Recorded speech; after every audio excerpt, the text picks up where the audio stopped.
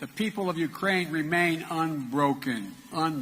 U.S. President Joe Biden on Wednesday ended this week's NATO summit in Lithuania with a vow of unwavering support for Ukraine and a promise of the military alliance's unity in the face of Russian President Vladimir Putin's aggression. When Putin and his craven lust for land and power unleashed his brutal war on Ukraine, he was betting NATO would break apart.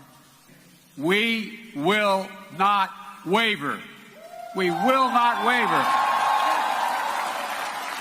I mean that. Our commitment to Ukraine will not weaken. We will stand for liberty and freedom today, tomorrow, and for as long as it takes. Ukrainian President Volodymyr Zelensky joined leaders of the world's most powerful military bloc.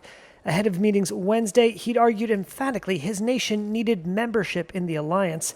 For that, though, he will have to wait.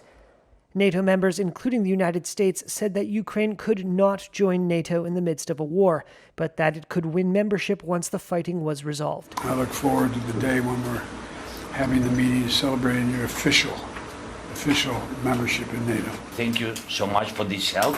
At a meeting of the two leaders, Zelensky thanked the U.S. and its citizens.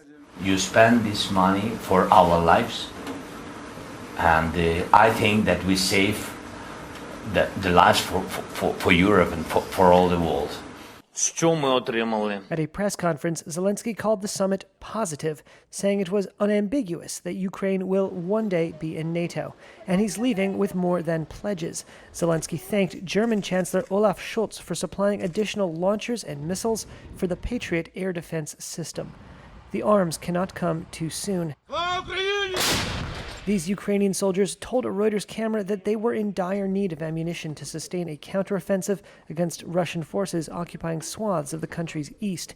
Ukraine's State Border Service on Wednesday released aerial footage of what it said was a Russian tank rolling onto a damaged bridge near the city of Kherson. The video shows the tank hit by an explosion. It then attempts to retreat before running off the road. Its crew then abandons the vehicle.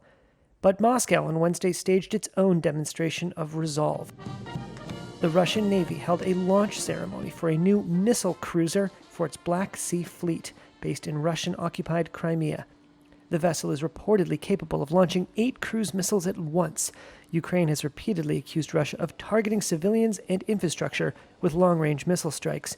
Russia's foreign ministry said on Wednesday the NATO summit showed the Western alliance turning to what it called Cold War schemes and pledged that Moscow would, quote, continue to strengthen the country's military organization and defense system.